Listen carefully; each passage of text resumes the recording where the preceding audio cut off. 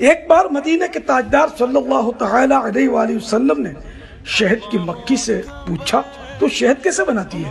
عرض کی یا حبیب اللہ، ہم چمن میں جا کر ہر قسم کے پھولوں کا رس چوستی ہیں، پھر وہ رس اپنے منہ میں لیے ہوئے اپنے چھتوں میں آ جاتی ہیں اور وہاں اگل دیتی ہیں، وہی شہد ہے۔ ارشاد فرمایا پھولوں کے رس تو پھیکے ہوتے ہیں اور شہد میٹھا، یہ تو بتاؤ کہ شہد میں مٹھاس کہاں سے آتی ہے؟ مکھی نے عرض کی گفت چون خوانین بر احمد درود می شود شیرین و تلخی را ربود، یعنی ہمیں قدرت نے سکھا دیا ہے کہ چمن سے چھتے تک راستے بھر آپ پر درود شریف پڑھتی ہوئی آتی ہیں۔ شہد کی یہ لذت و مٹھاس درود پاک ہی کی برکت ہے۔ صلو علی الحبیب صلی اللہ تعالی علی محمد۔ اے عاشقان درود و سلام، درود شریف کی برکت سے پھولوں کے پھیکے اور تلخ رس مل کر ایک ہو گئے اور سب کا نام شہد ہو گیا۔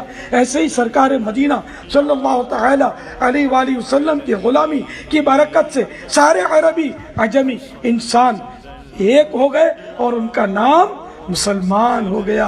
جس طرح درود شریف کی برکت سے پھیکا رس میٹھا ہو گیا، انشاءاللہ عز و جل ہم درود شریف پڑھتے رہیں گے تو ہماری پھیکی عبادتوں میں بھی درود پاک کی برکت سے قبولیت کی مٹھاس پیدا ہو جائے گی۔ جس طرح درود شریف کی برکت سے شہد شفا بن گیا، اسی طرح ہر دعا درود شریف کی برکت سے مرض گناہ کی دوا ہے۔